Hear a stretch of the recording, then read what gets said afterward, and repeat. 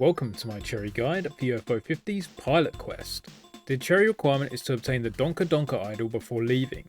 This requires you to defeat an enemy named Nozzlo 6 times in one outing. If you're already late into a run, I suggest maxing out on meat and then finding the vendor that sells energy for 2 Zoldnarks. Get a ton of extra time from them and then search for Nozzlo in the wild zone. For more info on my strategy for hunting Nozzlo in particular, go to the time on screen. If none of what I just said made any sense to you, don't worry. I'll be going over all you need to know now, as well as one of my personal routes through the game. There is a lot of other stuff to do before fighting Nozzlo that we want to do beforehand. If you've already got the gold clear of the game, you'll have to start again, although you can use one of the statues at the far left to give yourself a slight bonus for the next run. If you haven't escaped with your ship yet, then great, you can work from where you are. Any time previously spent in this game is a head start. The way this game works is that it gathers resources passively while in the background. This means you can play other UFO 50 games and come back to this one to find a bunch of resources have been produced. I did find that this only works while UFO 50 was actively open, so if you close the game and come back you won't have resources from that time away. The goal of Pilot Quest is to fix our ships so that we can escape. This requires us to research ship fuel and find free ship parts. In order to do this, we have to gather a bunch of resources. We also need to explore the wild zone to find free ship parts, as well as a gear, a spider, and the idol needed for the cherry. Technically it is possible to get the resources needed without the gear and spider, but it will greatly increase your progress. In the wild zone there are many cave entrances you'll need to explore. These entrances are always in the same locations, but the caves themselves are randomized. A cave entrance can contain one of 2 giants needed for a Blunderbuss, a gambling game, Isabel with 2 chests, or one of 3 dungeons which hold the ship parts. Since these are in random locations, some will be easier for you to access than others, and they'll be different for every playthrough. In addition, there are chests in the wild zone which contain items. At game start, one of these chests will be replaced by a gear, which will be needed in order to produce our own science resource. I'll go over most of these locations during the run. There is also a spider den on the map where we can fight Unktomi. Once defeated, they'll produce the silk resource for us. They're always in a consistent spot on the map. Again, I'll show the location exactly during the run itself. While the wild zone layout itself is mainly the same, there will be some paths blocked to you. This is random, but there'll always be a way around the obstacles. You can also activate teleporters to make it easier to traverse. Let's talk about the base itself first. There's a lot to cover here. To start with, we have the moon crystal in the center. We can hit this to get moon drops and rarely a full moon ingot. Generally, you won't have to use this much after the start of the game, but you can hit it if you only need a few extra drops. That said, hitting the crystal with an upgraded weapon counts as multiple hits, so you can get far more drops and ingots faster. Next, we have the purple tree at the top left. We can come here to buy seeds that will produce moon drops passively. Early on, you'll want to get 4 of these seeds. They increase in cost after each purchase, starting at a cost of 10 moon drops, increasing exponentially to 40, 160, 640, 2560, and finally 10,240. The reason we can only get 4 early is because we have a max capacity of 2,500 moon drops at the start. We can increase the productivity of the seeds by researching fertilizer, more on research shortly. Next we have the Huntress's Shack, which we can build for 1 moon ingot. The Huntress will produce meat for us at a rate of 1 every 5 minutes and can hold up to 6 pieces of meat at a time. This means you can leave the game for half hour and come back to find the Huntress's Shack full of meat. Meat costs 500 moon drops each and is required to enter the wild zone. For each piece of meat we enter the wild zone with, we'll get 120 seconds to explore. Taking damage from enemies reduces this time, so in reality you often have much less time. There are 2 houses we can build as well. Both houses have 3 stages, each being more expensive than the last. To start with, they're 5 moon ingots to build. To upgrade them it costs 20 ingots, and then 100 to get it maxed out. For each tier of house we'll get a friend, which will help us to passively earn a variety of other resources at stations we'll go over shortly. This means you can have up to 6 friends total after upgrading both houses to the maximum. When setting friends to make resources, you do not have to manually collect them, they're automatically collected passively. There are also 2 silos you can build for 50 ingots each. These allow you to hold more of each resource before reaching the cap. These are required in order to get enough resources to purchase certain expensive items. As you can hold more resources, you have the potential to gain more while away from the game as well.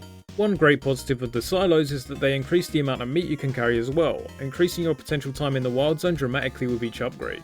There is a big silo upgrade we can research, more on research shortly, which will allow us to upgrade each silo using 200 moon ingots. It is required to upgrade at least one of these silos in order to have the capacity to get the fuel which we need to beat the game. Here is a table of the maximum resources you can hold with each level of silos. Each silo upgrade adds the same amount, meaning one tier 2 silo is the same as having 2 tier 1 silos. Next we have 6 workbenches. These cost 5 ingots each and do nothing by themselves. We can allocate a friend to a workbench in order to get them to passively create moon ingots for us. Moon ingots are used for a whole lot, so you'll be using these a good bit. There's no need to build all workbenches immediately. There are enough total workbenches for each friend, but if you don't have the houses maxed out yet, there isn't much point. Just build what you can use. We can increase the productivity of the workbenches by researching the stamina pill, more on research shortly. Now we have the research lab. Here we can research many of the upgrades I mentioned earlier to increase the effectiveness of the other things in our base. By talking to the scientist, we can research 6 different things. To start with, we have the metal yo-yo for 150 ingots. This doubles our yo-yo's damage, so it's a great upgrade to get. Then we have the fertilizer for 100 science, which will increase the productivity of our seeds. Next we have big silos, which will allow our silos to be upgraded. This costs 200 ingots and 150 silk. This is one of only 2 research required to beat the game, although you'll likely want to research the others as well. You will also need to have built both silos to the first tier in order to hold enough silk to get this upgrade. Next we have the stamina pill for 100 ingots, 300 science and 100 silk. This increases the productivity of the workbenches producing moon ingots. Then we have the wizard yo-yo, which increases our yo-yo's damage even further. In conjunction with the metal yo-yo, this will do 3 damage a hit. This costs 500 science and 200 silk. Finally, we have the ship fuel for 1000 ingots and 1000 science. You'll need this to leave the planet and beat the game. This is also what we need the big silo upgrade for, since only with silo upgrades can we hold enough resources to research this. In the research building itself, we can interact with this panel to allocate friends to gain science passively. This does require you to find the gear in the wild zone first before you can do this. This is one of only 3 ways to get science and is by far the best and most efficient. The friends actually produce science much quicker than the other resources in my experience. In the wild zone we can come across Unktomi, a spider which when defeated will join us at our base and produce silk passively for us. We can increase their productivity by not allocating our friends to a workbench or research, since then our friends will sing for the spider. Finally we have 2 benches we can interact with. The first, which is accessible from the beginning, allows us to trade 1000 moon drops for a moon ingot. This is great for when you have moon drops and don't need them to purchase meat or seeds. The other only appears once you find the gear and will allow you to trade 100 moon ingots for 20 science. I didn't find this one very useful since friends can research science faster than they can make ingots, so it didn't make much sense for me to spend 100 ingots on this. Still, the option is there if you want it. Potentially if you're maxed out on ingots, you can justify spending them here. And that is our base explained. There are a couple resources that are only used in the wild zone, which I'll go over now. First we have Zoldnax, which is a currency used to purchase things in the wild zone. You do not lock in Zoldnax the same way as other resources. You'll always take any Zoldnax you have on the excursions with you, so risk losing any unspent Zoldnax should you run out of time. You can use Zoldnax to unlock the various teleporters around the map. Once open, these teleporters will remain open for the rest of the game. The first teleporter only costs 1 Zoldnax to open, increasing to 5 for the second, 10 for the third and 15 for the fourth. You can also use Zoldnax to purchase resources from vendors, which you can find in the 3 dungeons. This can allow you to trade Zoldnax for science, silk or energy. I'll go over energy in a moment. Finally, you can use Zoldnax for gambling, which is a great way of getting moon ingots. In one of the caves will be a gambling game where you can spend 1 Zoldnax to get the choice of opening one of 6 chests. The potential rewards from the chests are as follows: 1 blob which drops nothing on death, 1 moon drop, 1 meat, 2 Zoldnax, 4 moon ingots, or 8 moon ingots. I found this the best way to farm ingots by far, and it allowed for active farming instead of waiting for ingots to be produced. Next we have energy, which will increase our time in that excursion by 100 seconds each. Energy drops from bosses and can be purchased using Zoldnax from particular vendors. In the wild zone we can get drops from defeating enemies, pots, skulls or chests. There is a chance that any of the following can drop: moon drops, moon ingots, Zoldnax and meat. Tougher enemies have a chance to drop more of any of these resources, and chests will often drop a variety of resources. When opening chests and pots, always hit twice since there's a high chance of a blue blob enemy being inside. It's worth noting that any meat you get from your travels will not increase your time on that excursion, but it will make it so that you can immediately go on another excursion after you return. Now let's go over the wild zone exploration in a bit more detail. You will have a timer at the top of the screen based on how much meat you enter with. This obviously will tick down itself, but importantly whenever you take damage it will take time away from you. Typically either 10, 30 or 60 seconds depending on the enemy and the attack. For this reason it's very important to avoid enemy attacks where you can. Taking an extra 10 seconds to get around an enemy is better than losing 30 for getting hit. It is also easy to get hit multiple times in quick succession, losing a vast amount of time. You must return to the base to lock in any resources or items you collect. If you run out of time on an excursion, you'll get knocked out, return to base, and lose any progress you made on that excursion. We can attack with our yo-yo. The yo-yo is very short range, so it can be difficult to safely hit enemies.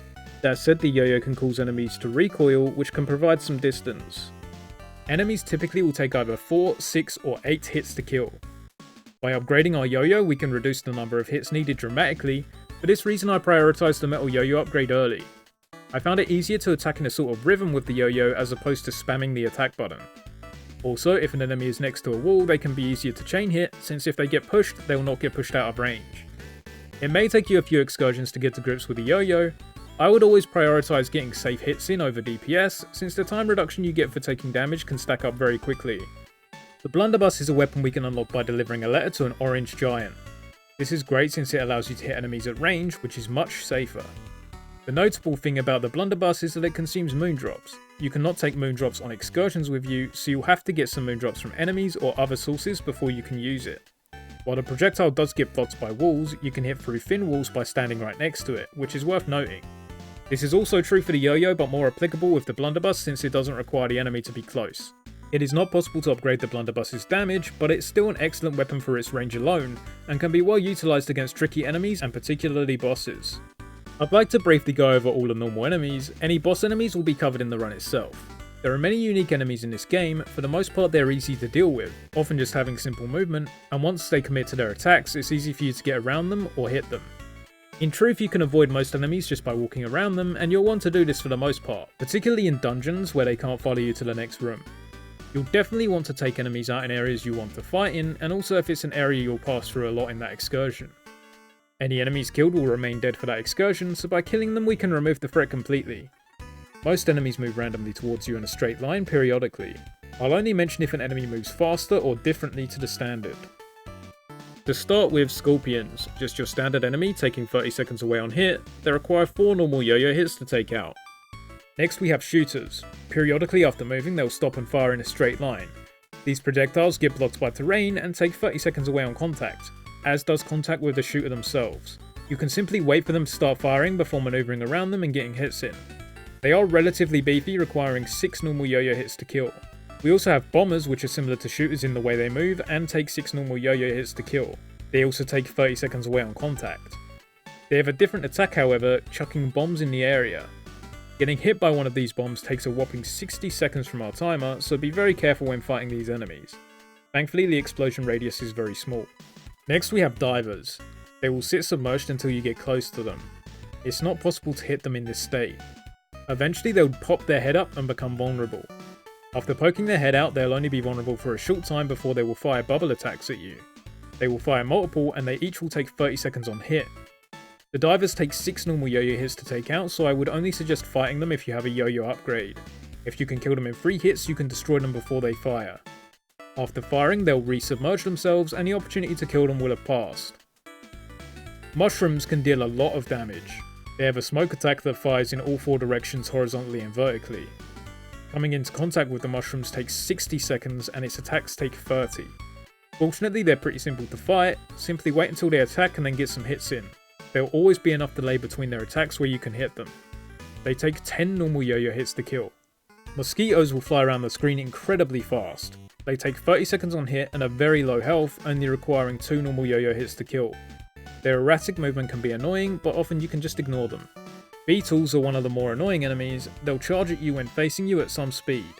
There seems to be a window where they won't charge after their normal movement, however I didn't find this reliable to exploit.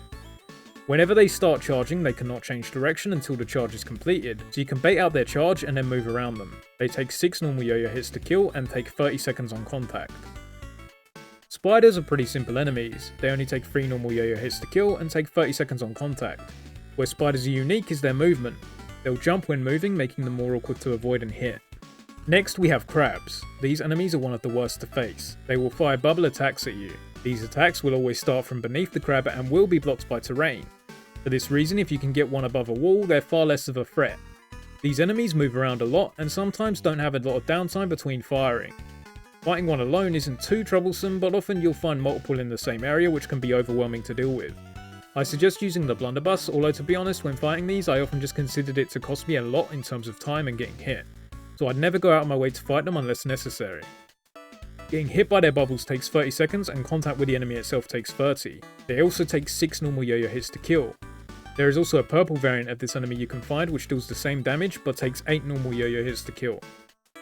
There are tornadoes that can appear that will take 30 seconds on contact. What makes these tornadoes unique is that they can continue to spawn in areas they appear in. For this reason you cannot clear these areas of enemies. They move across the screen and will not specifically aim for you. That said, they can be annoying, particularly if you're fighting Nozzlo in an area where they spawn. You can hit the tornadoes to destroy them. They only take 1 normal yo-yo hit to take out, so you can hit them before they hit you in most cases. For the most part, you can simply avoid them though. Next we have blobs. These enemies have a chance to appear from pots, chests, and another enemy I'll go over in a moment. Since chests will spawn multiple rewards, they can often spawn multiple blobs, and will rarely not spawn any at all. For this reason, when looting pots and chests in particular, you should always hit twice to get any blobs to appear. They only take 10 seconds on contact and take 2 normal yo-yo hits to kill. We have larger blob enemies. Each time you hit this enemy it will have a chance to drop loot and a good chance to spawn a normal blob.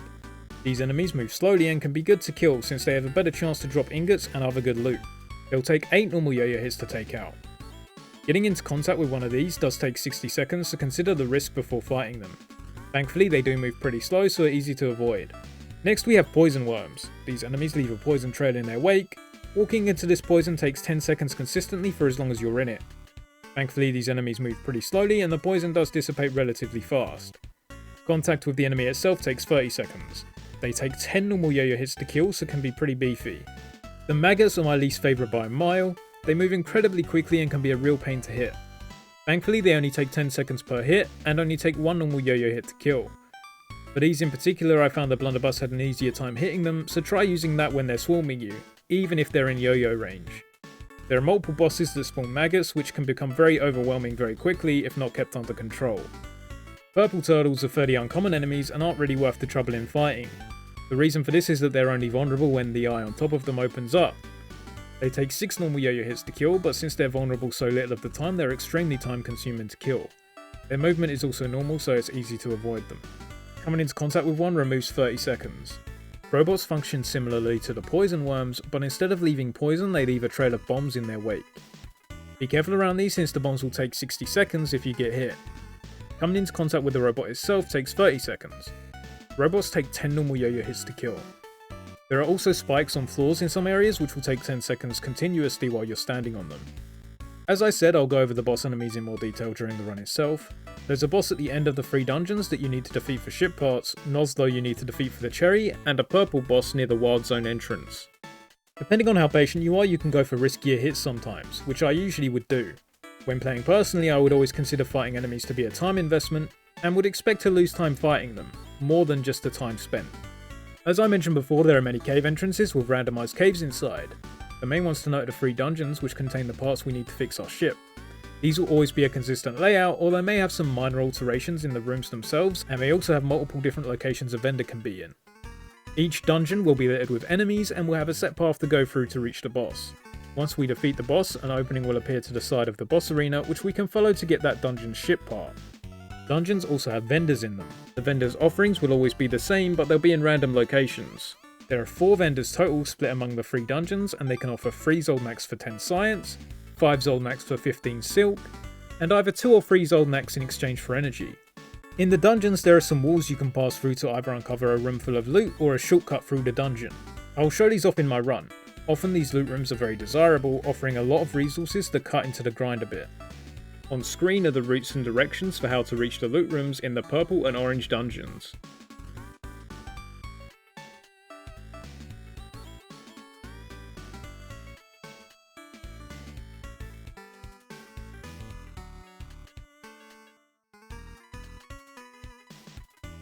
Now I'm going to go through my run.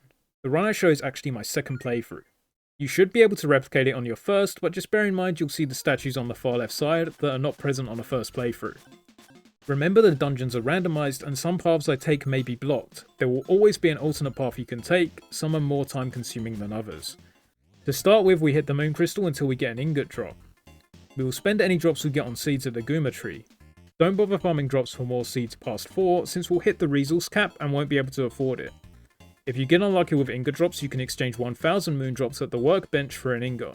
Once we have the Huntress's shack opened up, we can get a piece of meat and head out on an excursion. At any point in this game, if I have one meat, I attempt the following excursion in an attempt to gather more meat. This is mostly just due to my impatience in not wanting to wait for more meat. This excursion involves fighting an early boss nearby. This is a tough early excursion if you're unfamiliar with the game, so definitely be prepared to die. Taking any damage can cause you to lose out. If you're not confident, I suggest playing a different UFO 50 game while the Huntress produces meat so that you can head out with more time. I'm heading upwards into the above structure near our base. I opt to kill these enemies on the path so I don't have to worry about them on the return. In the room with the boss, this is more important since the enemies will follow you and interfere with a fight.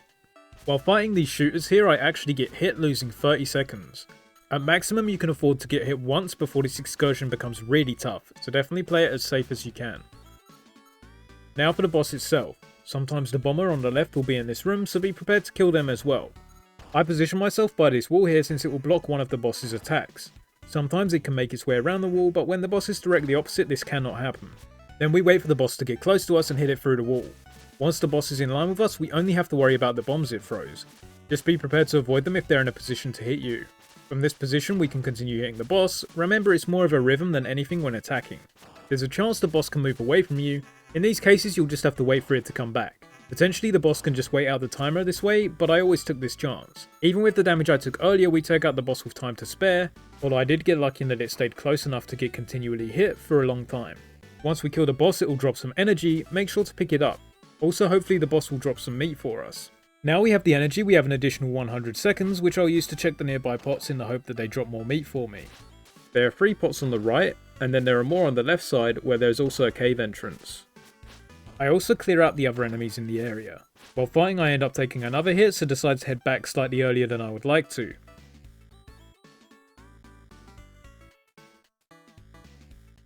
I suggest entering the cave entrance while here to check what you have locally. Remember, these caves are always randomized, so the main thing we're doing early on is figuring out where everything is. Since I didn't check out the cave on this excursion, I'll end up checking it on my next one, while also checking out the other caves and wild zone chest spots. When I return to the camp, I realise I'm close to the 4th moon seed for 640 drops, so I opt to farm for that quickly before using the 4 meat I received from the last excursion to head out again. My goal on this excursion is to start to figure out where everything is. In particular, I want to find the caves needed to acquire the Blunderbuss. The caves are always in the same locations, but the contents are randomised. To start with, I decide to fight the boss again. I always do this early on excursions since it usually ends up with me having slightly additional time, but more importantly for the meat it's likely to drop for me. I always like to return to base with meat so that I don't have to wait to go on another excursion. One thing I did notice while trying to fight this boss is if you take too long fighting the shooters at the bottom, the boss will be farther from the wall to begin with. For this reason, as you can see on this excursion, I skip killing the second shooter for now, to try and get the boss in a more ideal position. Just be mindful if you do this that the below shooter will come into the room eventually. Just keep an eye on them and they should be easy to avoid. Since the boss moves away from the wall, I decide to spend my time going back for the shooter, but there are excursions where I completely leave the second shooter until the boss is dead. Once again, after killing this boss, I check the nearby pots, and also finally check the cave entrance I wanted to check last excursion. For me, the local cave is the plant dungeon.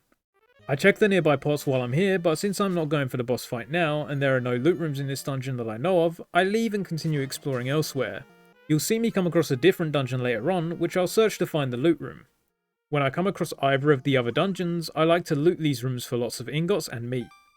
I start heading back to the beginning of the wild zone, and on the way take a detour to unlock the first teleporter. The first teleporter only costs 1 Zoldnak to unlock, which you should have from the boss or pots nearby.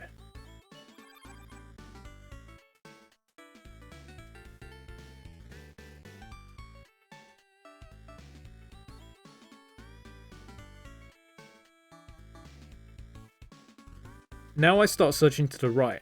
There's another nearby cave entrance this way.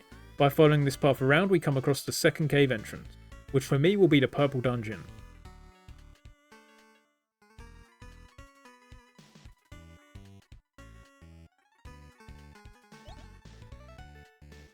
The purple dungeon is a loot room which is relatively easy to access without taking damage. That said, I managed to get hit a bunch on my way and lose a good chunk of time. I suggest not spending time fighting these enemies, as usually it's pretty easy to avoid them. If you come across this dungeon, follow the path I take in order to find the loot room, which will have loads of resources for us.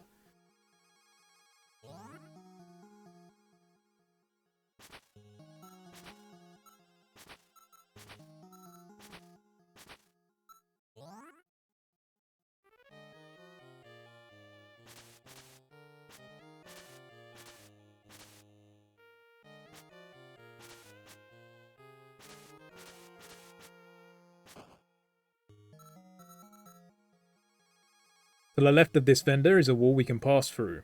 Once we clear out the blobs in this room, we can freely loot the chests.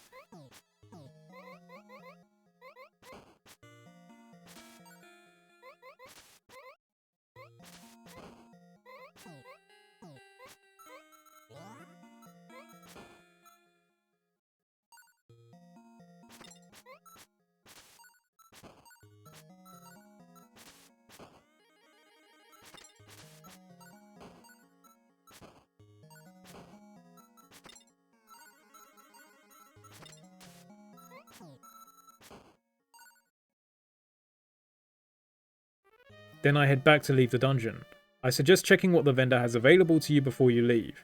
Since I lost a lot more time than I would like in this dungeon, I decide to leave and return to base to lock in the ingots I have, and also to start with a fresh timer using the meat I found. With the moon ingots I found, I build the first level of both houses and also build a workbench, so that one of my new friends can start producing ingots passively for me.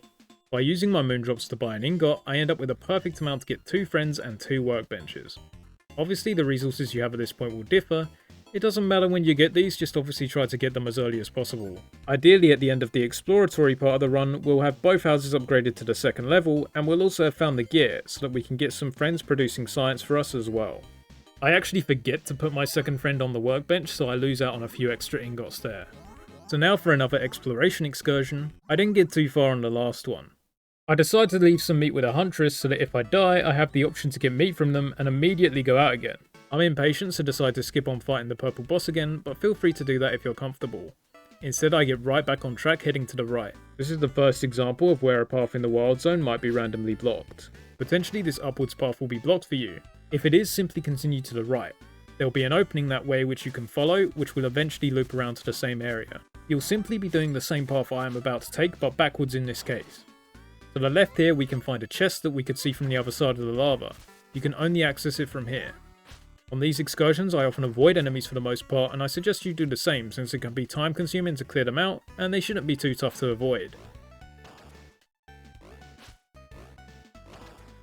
Continuing to the right here we can come across a long bridge which will have another cave entrance at the end. For me this cave has the giant that will give me the letter, the first part of the quest for the Blunderbuss. I take the letter now since I'm here.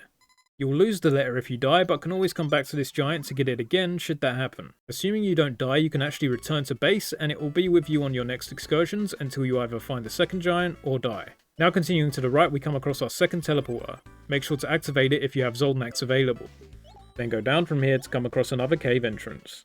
For me this entrance has Isabel, so I'll loot the chest she has and then leave. The area just outside this cave is where you would be if you had to take the other path, assuming the one I took was blocked. I consider this area very annoying due to the enemies. There is actually a chest if you go down from the cave entrance, but I choose to avoid it since these enemies are so rough to deal with. There is a chance that this chest could be the gear we are looking for, so consider checking if you're willing to lose some time. For me I choose to leave it and will come back if I can't find the gear elsewhere. Now I continue back where I came and head upwards more.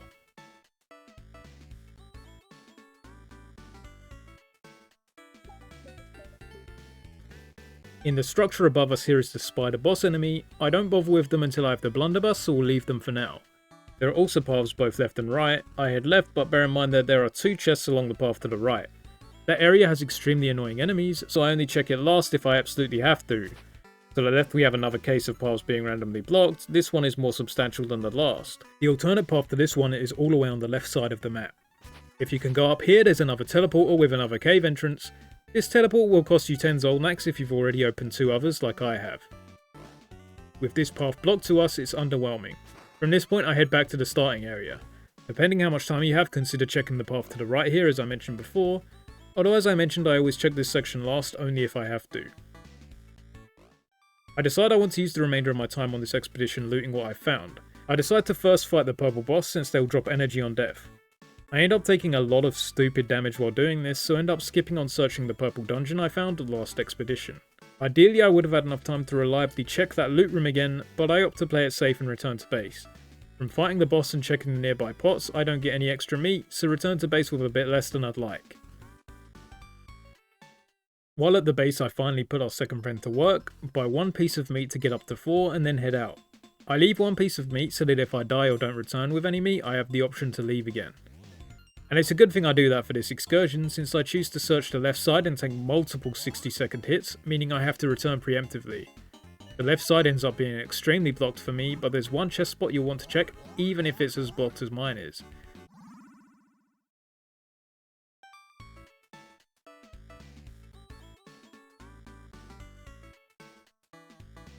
There's a higher and lower entrance, one of which will be blocked. I check the higher entrance first before having to go to the lower one.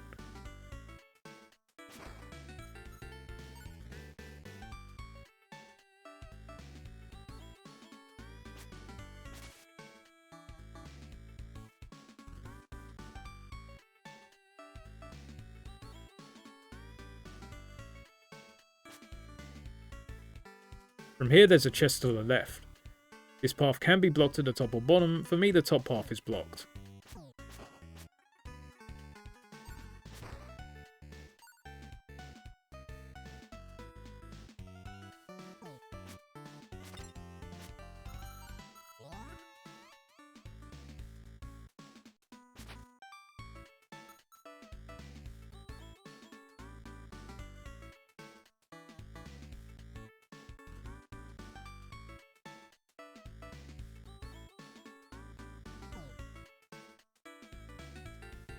For me, the entire path upwards is blocked by this log. If you have the option to continue exploring upwards, do so. There is a teleporter a little further up and to the right. I'll access the above area another way in a future excursion. On my way out, I take loads of big hits from the enemies and end up having to return to base before searching further. Since I only have one meat, I go for an excursion where I attempt to fight the purple boss to gain more meat. I end up failing, which means I lose any Zoldynacs I have, as well as meaning I have to get the letter again. Eventually I get a successful excursion fighting the boss, although I only end up with 2 meat. Still at this point I've earned some more ingots, allowing me to buy an upgrade for one of the houses, getting another friend. I also get another workbench for them.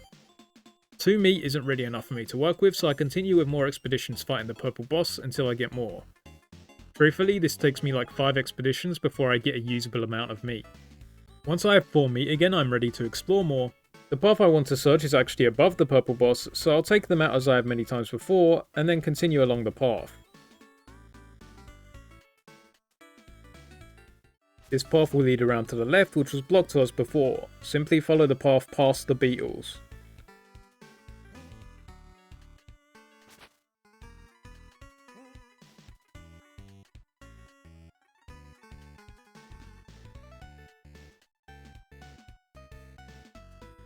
At this point we want to check upwards here for another chest spot.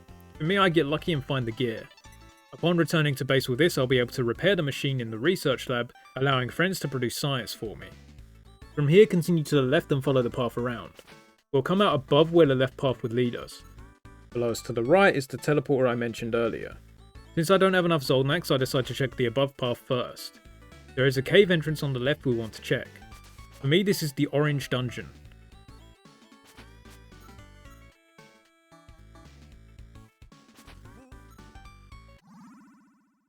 There is a loot room in this dungeon which I decide to leave for now. I want to check the path to the right while I have plenty of time.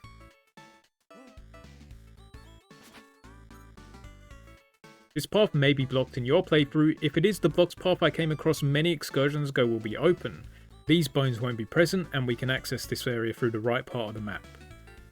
Since this is my only way to access the top part of the map, I choose to do that now. Continue all the way to the right to come across another teleporter right by a cave entrance. For me, this cave is the gambling game.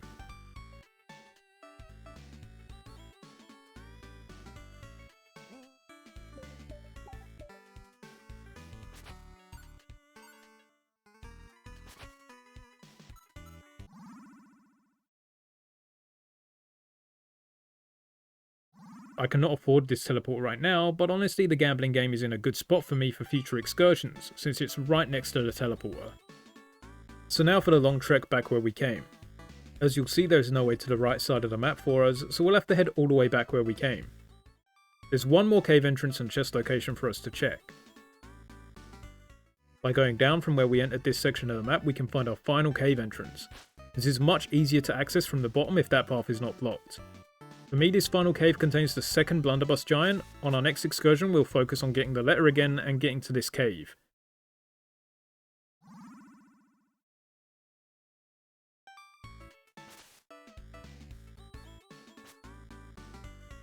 Now to the right here we have a teleporter in our final chest location.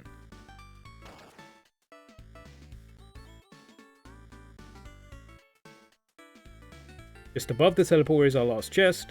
If you found all the chests I have and still haven't come across the gear, it will likely be in the sections with the annoying crab enemies. Simply look back to our earlier excursion on the right side of the map where I explained where these chest spots would be. I end up being one old neck short of opening the teleporter. I tried a low chance to get it from the nearby mosquitoes, but after taking some hits I decided to play it safe and take the long trek back to base to lock in the gear and not risk losing this excursion's progress. Now back at base, since we have the gear, we can allocate some friends to produce science for us, which I do. In between some of the runs trying to build up meat, I bought an upgrade to the second house, giving us 4 friends total. I end up leaving 2 on the workbenches producing ingots, and putting 2 in research to produce science. Since this machine is now fixed, we can interact with it to allocate some friends to it. We also have our new bench where we can trade 100 ingots for science. I practically never use this since friends actually produce science faster than ingots, so it makes much more sense to get friends producing that instead. I buy the piece of meat available so that I have 4 and then head out again. On this next excursion we'll finally get the Blunderbuss. Not opening the nearby teleporter is frustrating and will mean that we'll have more legwork to do on this next excursion. Since this excursion will have us passing the purple boss, I opt to take them out as always. I end up having a really poor fight with the boss, but I have enough time anyway. Once I kill the boss I head to the teleporter since I'll need to get the letter on the right side of the map before anything else. Now I go back through the teleporter and continue along the path we discovered last excursion to interact with the second giant and get the Blunderbuss. I often loot pots on any path that I take in the off chance that they'll drop good resources for me.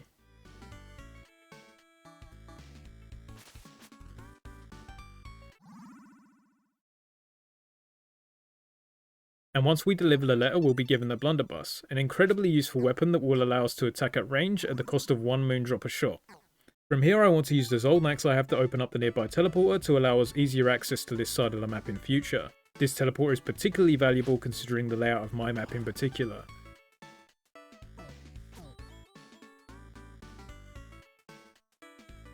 Once I open this teleporter I loot the nearby chest and then go back to lock in this expedition and the Blunderbuss. I do loot the rest of the pots near the base first though. Now we have the Blunderbuss, our 1 meat farm becomes easier since we can shoot the purple boss through the wall if it's out of range of the yo-yo. Now that we have the Blunderbuss we can fight Unktomi, which is what we'll do on our next excursion. Unktomi is accessed from the right side of the map. We'll use the teleporter to get there. You will want to kill enemies on the way to the fight since we'll need drops to use as ammo for the Blunderbuss. Consider fighting the purple boss first since they'll give lots of moondrops. From the right teleporter follow the path left and upwards until you come across a grey structure. In the structure itself is our boss fight. I kill the enemies outside to try and get some drops. Since I haven't harvested many moondrops, I go to the corners of the arena since they have skulls and pots we can break. Once I have some I can use the Blunderbuss. I always focus on taking out the normal spiders first so that I have less to focus on avoiding during this fight. Since I didn't spend time getting moondrops, there's a portion of the fight where I run out of ammo. I still take the boss down but it takes a lot longer.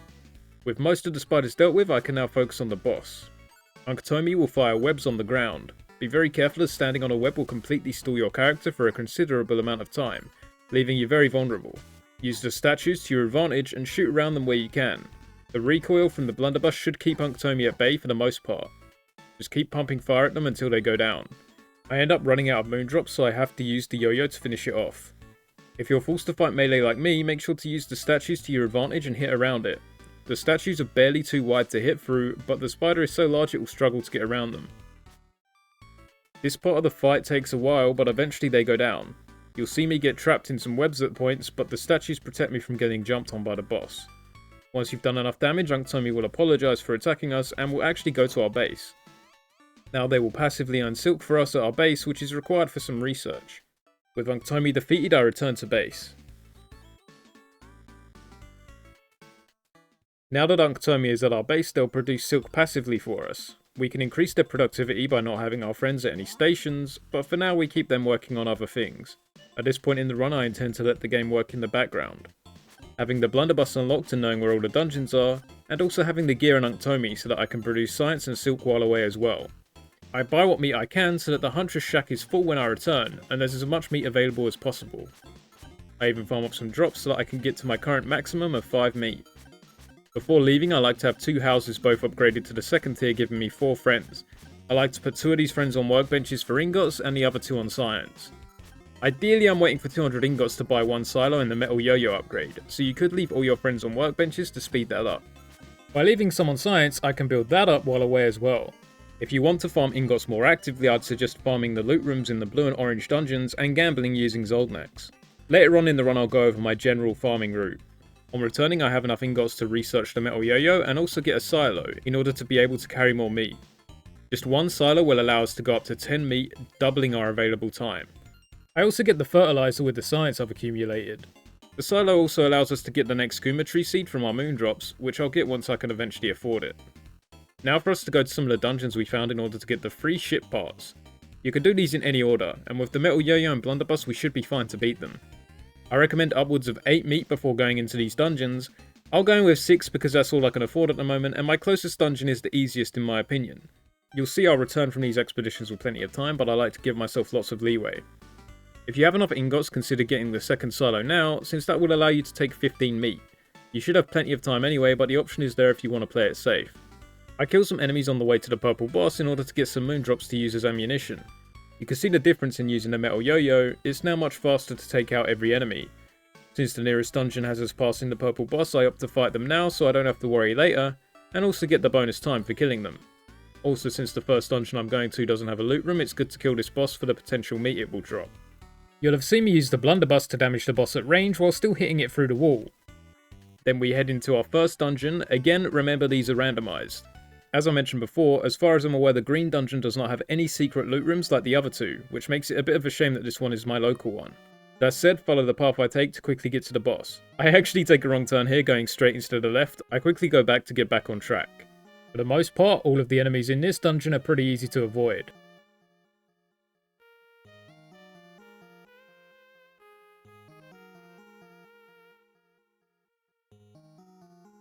There is a hidden wall on the right here that will act as a shortcut towards the boss.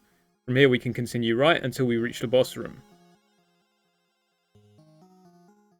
This boss is the easiest in my opinion, particularly with the metal yo-yo. Simply sit on the boss pumping fire into them. They can fire out plants at us, but oftentimes these would go into the walls and be useless. With the metal yo-yo we can kill these plants in 2 hits before they grow and explode. You could even let the plants explode. As long as you're not standing above or to the side of them directly, their attacks won't hit you. From here we continue hitting the boss. Once you kill the boss, remember to search the room on the right for the ship part.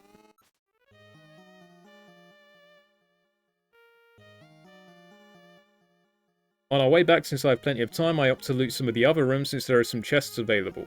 We also have the vendor for this dungeon. In this case, this one offers the silk, which I don't find particularly valuable. We continue to loot some more before returning home and locking in this ship part. Now for our next dungeon. I go to 10 meat for these ones, since I may as well give myself as much time as possible. And there's also still plenty of meat left at the Huntress's shack, should something go wrong. I also use moon drops to get our 5th seed in between these excursions. The next dungeon I'll go to is a more valuable one, the purple dungeon. There will be 2 vendors in this dungeon and a secret loot room, as well as the obvious boss and ship part. The boss in this dungeon is the hardest of the 3 in my opinion. On entering the dungeon we'll first detour to the left and find a vendor. Make sure to check what they offer. Then we go back and continue through the dungeon. I take loads of damage, but it's very reasonable to pass these enemies without taking damage. At this crossroad we can go right towards the boss. I'll head left first for a vendor and the secret room. To the left of the vendor is a secret room, make sure to loot it. A benefit of looting this room before the boss is that we ensure we have plenty of drops to use as bullets for our blunderbuss.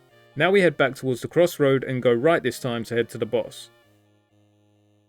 Here we will head down to continue our path towards the boss, although there is a chest on the upwards path should you want it.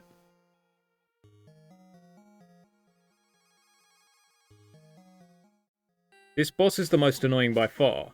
They'll spawn loads of maggots if they're close enough to you. For this reason, try to keep as much distance as possible. I found it easier to hit the maggots with the blunderbuss, even if they're on top of you. Still, they're just a massive pain. If you have enough extra time, feel free to hit the boss with a yo-yo, but just be careful going for this.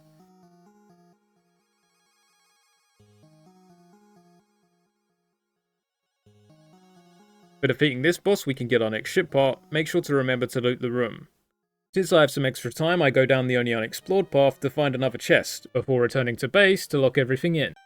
I have a bunch of extra time as you can see, but it's always better to be safe than sorry. When looting as many chests as we do, we often get plenty of meat at this point as well. Now for the final ship part and dungeon, the Orange Dungeon. For me this dungeon's pretty far, I'll use the teleporters I opened to get to it. We actually run into Nozzlo on our travels, the required fight for the cherry. That's a very elaborate fight though, which we'll want more time for, so for now I leave them behind for a future excursion.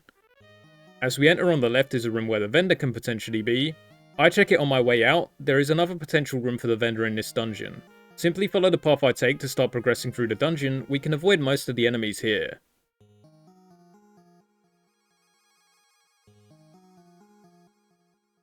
At this blue blob enemy there's a secret room. I kill the blob for its drops and then go into the loot room.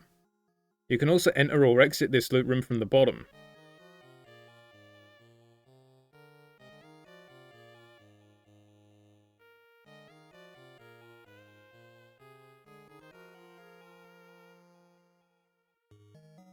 Leave from the top of the loot room and then continue to the left.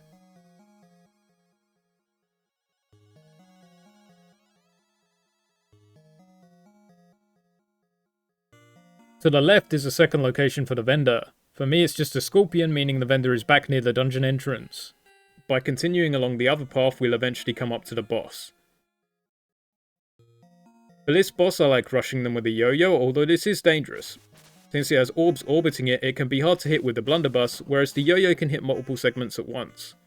Its attacks will involve it firing electricity that will arc across the floor, similar to the purple boss near our base. This can be a pain to avoid, but you should have plenty of time to play with. Once I destroy the orbs, I use the Blunderbuss, since I've taken a lot of hits, and also the shots won't get blocked anymore.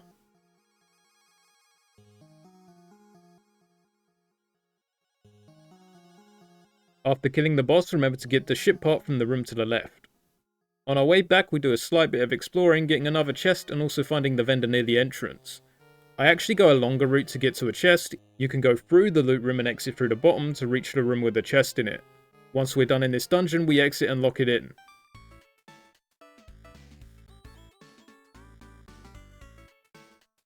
With that we have all 3 ship parts, all we need to beat the game now is to get the ship fuel. We are a ways off that, but we also need to fulfill the cherry requirements beforehand as well. We will want to have many more upgrades before fighting Nozzlo. At this point you can upgrade what you can and leave to play something else while resources are gained in the background. If you do leave the game in the background, make sure to have both silos built, as you'll need both in order to hold enough silk for the big silo upgrade. The main thing we want upgraded before fighting Nozzlo is silos so that we can carry more meat and have more time. Alternatively, you can farm more actively. You want to do some farming anyway for Zoldnak, since we'll want to have a bunch of them for the excursion where we fight Nozzlo. For me personally, I like to kill the purple boss, go to the 2 dungeons with secret rooms and loot those, and then gamble any excess Zoldnaks at the gambling cave.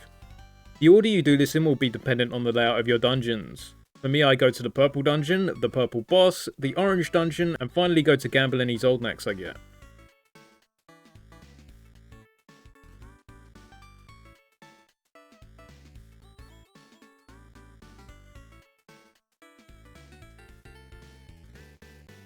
In the orange dungeon I actually don't farm ideally in the example shown.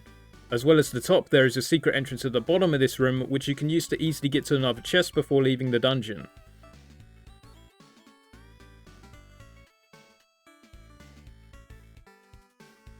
From here I head to the gambling cave. Gambling is a great way to get ingots. Since I'm here I also activate the last teleporter.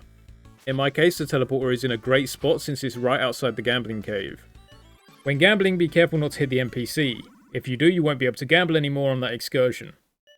Obviously, bear in mind you'll want some Zoldnaks left over for fighting Nozzlo. I recommend saving at least 40 to be safe, although you can hoard as many as you want to give yourself as much time as possible. On this excursion I end up keeping 20, and we'll do some more excursions in the same way to continue farming. Depending on your layout, you can weave in more rooms into your farming, for example Isabel's cave with 2 chests.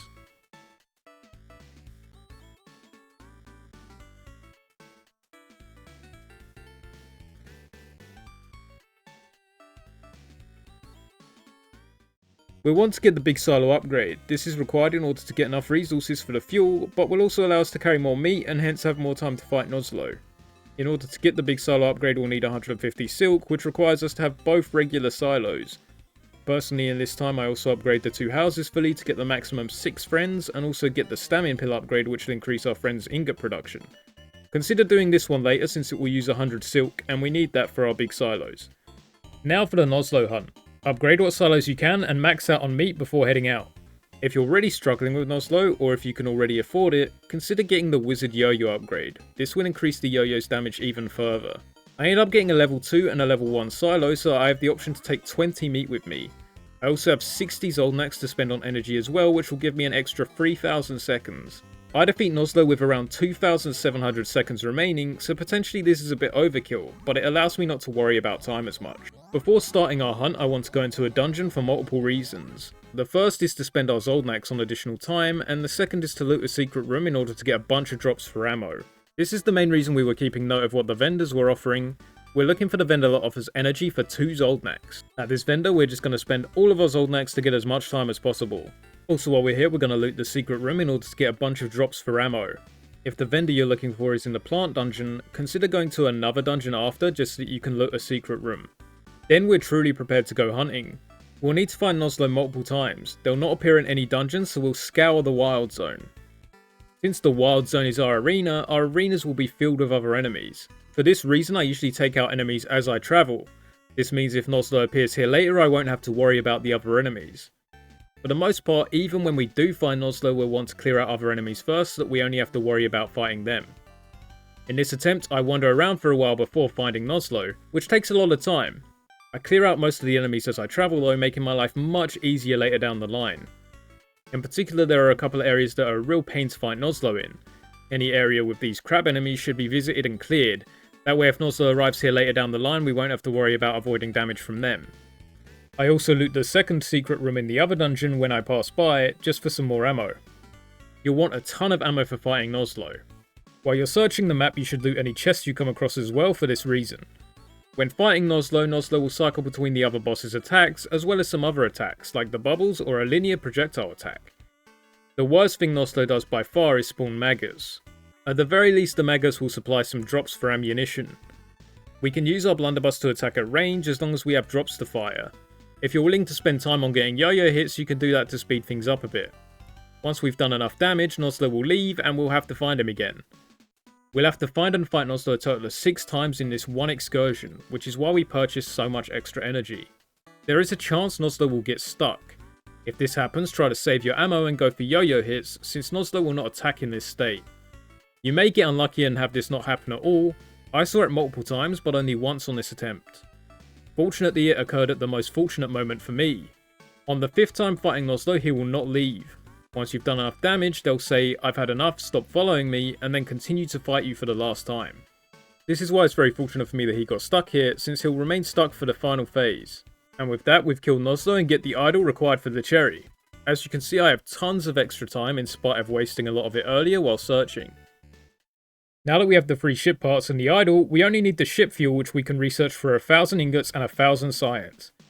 Get this however you'd like, just make sure to have 1 level 2 silo since you'll need 3 silo upgrades total in order to get enough of each resource. Then either play a different game while your friends farm in the background, or do the same farm as before, hitting the secret loot rooms and gambling for a ton of ingots. For me, I left the game running in the background and come back to this. I have enough ingots and science to research the fuel, which I'll do.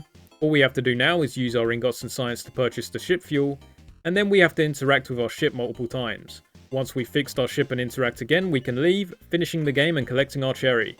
If you have any additional tips, please leave a comment. Thank you very much for watching, and I'll see you in the next one.